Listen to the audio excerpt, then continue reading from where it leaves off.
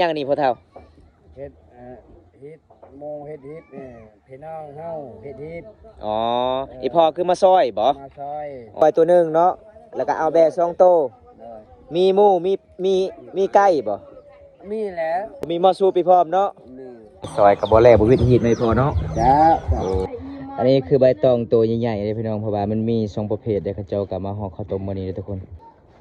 แม่นผู้ใดเฮ็ดไวแสดงว่าผู้นั้นได้ผัวก่อนเด้อ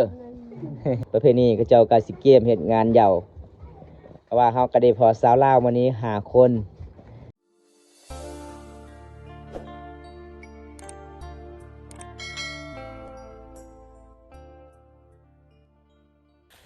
สวัสดีทุกคนมื้อนี้สาวสุกาสิพาทุกคนไปเอาใบตองทุกคนเพราะว่าบ้านเฮาสิเกียมเฮ็ดฮีททุกคนหมูก็ไปปะสาวสุกามีปลาทุกคนเอาทุกคนตอนนี้ก็สาวสุกาก็อยู่พ่อหมูทุกคนเก็บคนเดียวเลย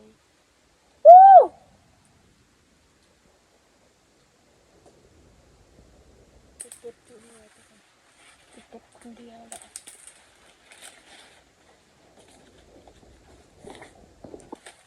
บ้านเฮาเวลาเฮ็ดฮีทก็ต้องเอาใบเดียวทุกคนสองมือกะสิกินควายทุกคน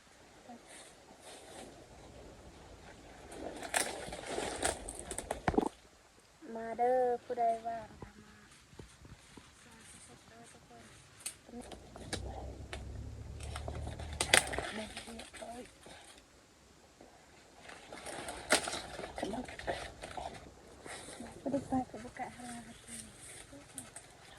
นี่ทุกคน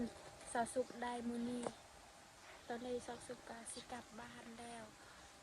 สิไปหาหมู่อีก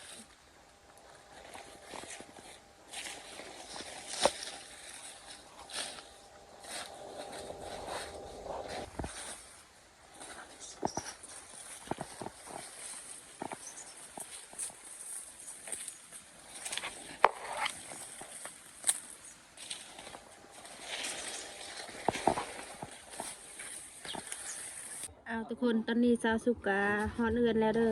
สาวสุกาพอหมูแล้วนี่นี่สาวพุดเนี่ยยังจำ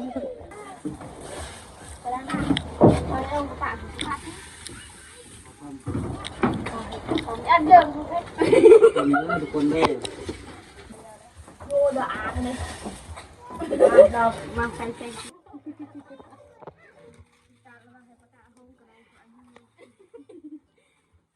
เอาแข่งกันบัดนี้สาวันพุธกับสาวันอาทิตย์แม่นผู้ใดเฮ็ดไวแสดงว่าผู้นั้นได้ผัวก่อนเด้อ ส่วนสาวผู้ใส่ม่วงนี่บ่ปากบ่เว้าเลยเนาะ อ๋อเพิ่นว่าลาตะแบะเพิ่นว่าลาตะแบะเว้าลาบ่เป็นเด้อเพิ่นว่า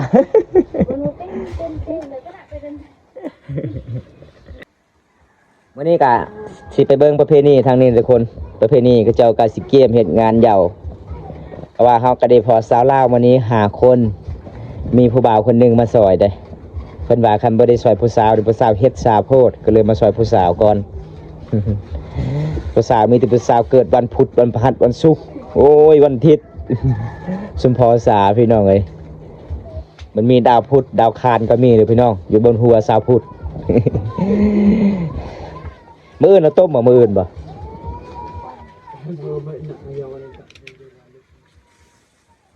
มื้ออื่นต้มเนาะเสาร์อาทิตย์เนาะมื้ออื่นเนาะมื้ออื่นละเกียมจำพิธีบัดนี้ต้มเดียวเอามาเบิ่งประเพณีทางนี้ก่อนทุกคนมันแปลกหลายเด้พี่น้องพิธีเฮ็ดงานยาวแก่เคาะงานยาวตามเฮือนตามศาลแบบเฮือนศาลบ้านซองเฮาบ่สบายเจ็บเป็นการละลายคนเฮาต้องมาแก่แบบนี้ทุกคนเห็นบ่เอาสัตว์ใหญ่มากินปกติคันเฮาขายสัตว์ใหญ่นี่ระดับ10ปลายกว่าล้านเนี่ยทุกคนแต่เฮ็ดจังได๋ประเพณีบ้านเฮาทุกคนเฮากะปะบ่ได้เด้อพี่น้องต้องเคารพนับถือรุ่นปู่ย่าตายายแต่กี้คันบ่เฮ็ดมันก็บ่วิทย์เฮ็ดมันก็บ่แล้วเฮ็ดขนาดเฮือนศาลบ้านซองเฮาก็ประมาณซำนี้นี่พี่น้องเฮาต้องเฮ็ดเฮาต้องแก่เด้อทุกคนเห็นบ่จังหวัดบ้านเฮาต้องแบบนี้ล่ะพี่น้องไอ้ประเพณีเฮาก็ เป็นถือพุทธพี่น้องต้องปฏิบัติตามประเพณีบ้านเฮาเด้อทุกคนแม่นพุทธถือพี่เด้อทุกคน ศาสนาพี่เด้อมื้อเช้าเฮ็ดน้องๆเฮ็ดข้าวต้มนี่เบิดข้าวซอบหนึงเลยบ่เบิดเนาะอ๋อประมาณเฮ็ดประมาณกะตาหนึงพอดีบ่พอดีเนาะกะตาหนึงเนาะภาษาบ้านน้องเอิ้นก็ยั่งเด้กะตาเขาเอิ้นนะ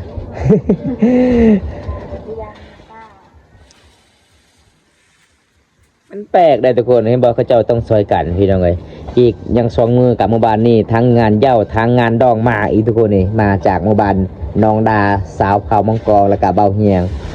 เบามังกรทุกคนหมู่บ้านนั่นก็คือมาทางหมู่บ้านนี้เด้มันเป็นตามประเพณีงานแต่งงานเคสบอดลาวงานอันยิ่งใหญ่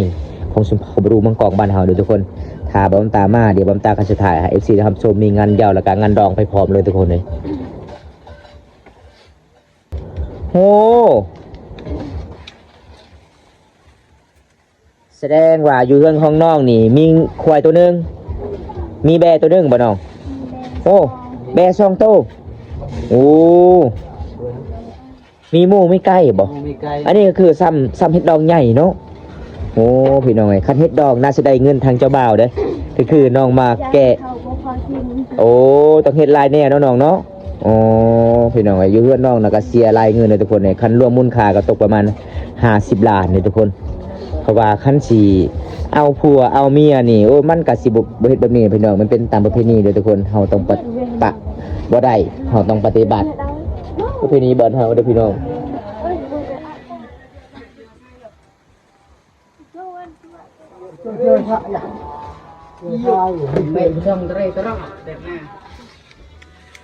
น้องก็สิเฮ็ดข้าวก็สิหมดเลยเด้อทุกคนหลังจากนั้นน้องก็สิพาหมู่คู่มาซอยเวียกน้องอาทิตย์มื้อนี้ก็สิตำข้าวต่อทุกคนบรรยากาศยามแลงเลยพี่น้องเห็นบ่มันเป็นประเพณีบ้านเฮาเด้อทุกคนแสดงว่าพี่น้องของน้องมื้อนี้หลายๆคนต้องมาซอยหมดบ่เสาร์อาทิตย์มาซอยหมดเนาะอ๋อคันบ่ซอยก็คือน้องให้บ่เขาเจ้าบ่ให้ถ้าบ่ได้ซอยก็ดีเนาะถ้าบ่ได้ค่าเวียกก็บ่เป็นหยังถ้ามื้อเฮาจำเฮ็ดต้องมาเนาะโอ้ทุกคนเลยต้องมาซอยกันเลยทุกคนเวลาน้องจำเฮ็ดอันนี้เป็นขั้นตอนเขาเจ้าเกียมเลยทุกคนมื้ออื่นเขาเจ้าก็สิต้มเลยหลังจากนั้นก็เขาเจ้าก็มาจำเอาแบะ2ตัวควายตัวหนึง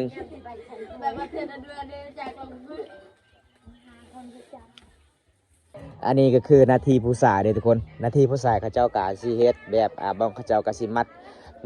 บัดควายมัดแบะพี่น้องคนนี้บ่อันนี้คือสำหรับผู้สายที่เฮ็ดพี่น้องเฮ็ดได้เด้อทุกคนมันก็สิยากในประเพณีบ้านเฮาบ่พี่น้องอันนี้เขาเจ้ากาต้องจำฮีดทุกคนต้องเฮ็ดแบบนี้เห็นบ่ต้องสานแบบนี้เด้ก็คือตอนนี้อ้ายใหญ่เพิ่น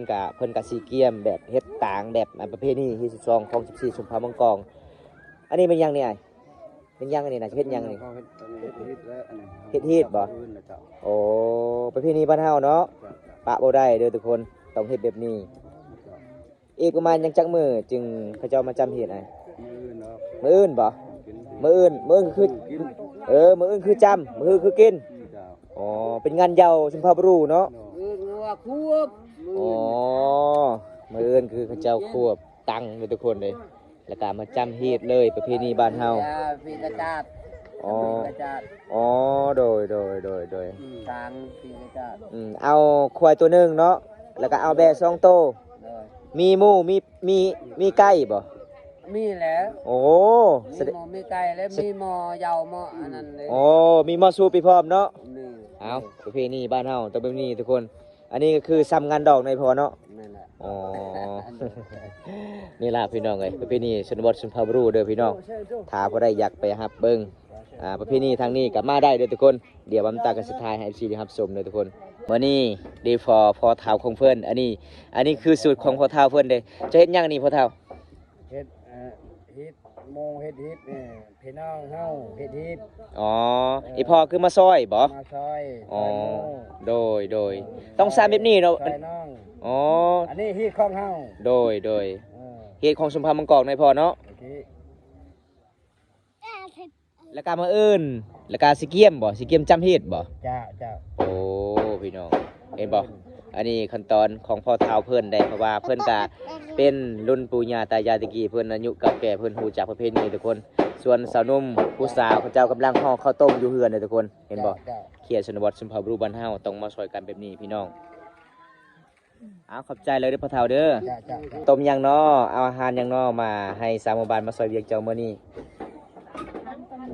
ต้มผักอีหยังน้องปลาสบาย ผักกาดบ่อ๋อ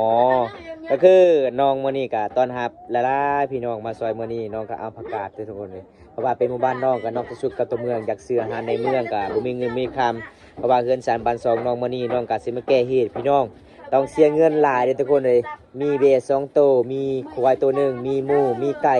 แล้วก็มีเหล้ามีข้าวสารพี่น้องมันเป็นตามประเพณีบ้านเฮาพี่น้องเห็นบ่อันนี้ก็ฮอดเวลาประมาณตอนเที่ยงแล้วทุกคนเพราะว่าพี่น้องก็มาซอยเวียกเฮือนเสาร์อาทิตย์ก็หิวข้าวหิวน้ำน้องก็เอาผักมากินเลยทุกคนเป็นตามประเพณีบ้านเฮา เสาร์อาทิตย์สบายดีเสาร์อาทิตย์ มื้อนี้น้องก็สิ เจ้า ต้ม เฮ็ เล ด ยบ่ หยังตัวนี้ อ๋อมื้ออื่นอันนี้คือน้องก็สิเก็บไว้เนาะมื้ออื่นต้มแล้วก็ตอนแรกก็มา นี่ทุกคน ที่เลย อันนี้ก็เฮาเฮ็ดแล้วเด้อข้าวต้มตอนนี้ก็มื้ออื่นก็สิต้มแล้วทุกคน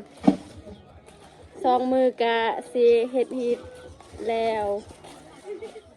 อันนี้ก็เป็นเสาร์อาทิตย์เด้อก็สิต้มข้าวต้มแล้วนี่คือเมืองเฮ็ดตอนนี้ก็เฮาก็ไปอยู่เรือนเสาร์อาทิตย์กับทีมงานเฮา3คนเลยบ่าววันตากับบ่าวเพชรทุกคนตอนนี้เฮาก็สิมาทำอีกเด้ ซอยกันไปถ้าบ่ได้ซอยก็บ่แล้วบ่วิทย์ฮีดไม่พอเนาะ เจ้า โอ้พี่น้องเอ้ยแบบนี้นะพี่น้องงานยาวซุมเข้ารูบ้านเฮาอีกมื้ออื่นมื้อฮือก็สิได้เห็นแล้วพี่น้องเขาเจ้าเฮ็ดหยังแน่ประเพณีทางนี้ไปฟอร์มเฮ็ดไปฟอร์มเนาะ เราทำเย็นเนาะ เออหลังจากเฮ็ดอีนี้แล้วก็สิเริ่มทางให้ต่อเนาะอ้ายเนาะ เจ้าเจ้าเจ้า โอ้เอาพี่น้องบ้านเฮาก็สามบ้านหาน้องๆชีวิตบ้านนอกบ้านนาเด้อทุกคน ทุกคนนี่กับบ่าวบุญตาเด้อสบายดี สวัสดีครับสบายดี FC สาวสุขเด้อมื้อนี้เฮาก็ดีใจที่ได้พบกันคือเก่าพี่น้องมื้อนี้บัมตากสิพา FC ที่ครับชมแบบประเพณีงานเหย้าของจังหวัดลาวชุมพรบรูมังกรหมู่บ้านนี้ก็คือมื้อนี้เขาเจ้าก็มาเกี่ยมเลยทุกคนเลยอีกประมาณยัง2มื้อเขาเจ้าก็มาเอาควาย เอา เป็น ค งัว วาย แล้วก็เอาแบ่2ตัวแล้วก็เอาหมูเอาไก่เขาเจ้ามาจ้ำพิธีงานเหย้าชุมพรบรูบ้านเฮาได้รับชมสิพา FC ได้รับชมนํกันพี่น้องเขาเจ้าเฮ็ดหยังแน่มีหยังแน่พี่น้อง มื้อนี้ก็สามหมู่บ้านก็มาซอยเฮือนหลังนี้ทุกคน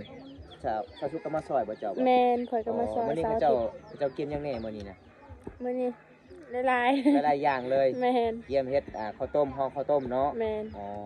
เพราะว่าจะเป็นผู้หญิงผู้ชายก็คือเฮ็ดซอยกันบ่ แมน โอ้ทุกคนถ้าบ่ได้ถึกอกถูกใจก็ฝากกดติดตามช่องชาวสุกในทุกคนฝากกดเป็นกำลังใจให้น้องแน่พี่น้องน้องเฮ็ดคลิปตอนต่อไปพี่น้อง อันนี้คือใบตองตัวใหญ่ๆเลยพี่น้องเพราะว่ามันมี2ประเภทเด้เขาเจ้าก็มาห่อข้าวต้มมื้อนี้เด้อทุกคน อันนี้คือสำหรับใบตองมีขูเห็นบ่พี่น้องมันก็สิแปลกหลายเลยทุกคน มี2ประเภท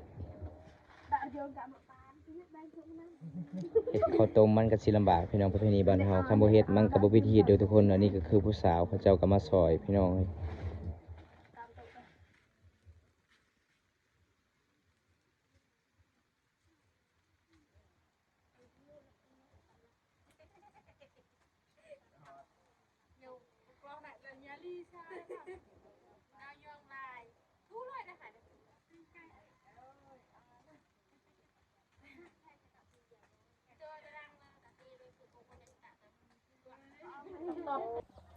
ทุกคนหลังจากเสาสุกไปเก็บใบตองกะเสาสุกกะเฮ็ดข้าวต้มแล้วตอนนี้เสาสุกก็สิปิดคลิปก่อนเด้อคลิปหน้าพอกันใหม่ทุกคนแต่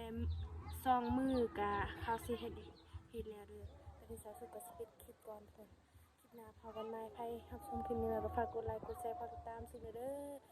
บ๊ายบาย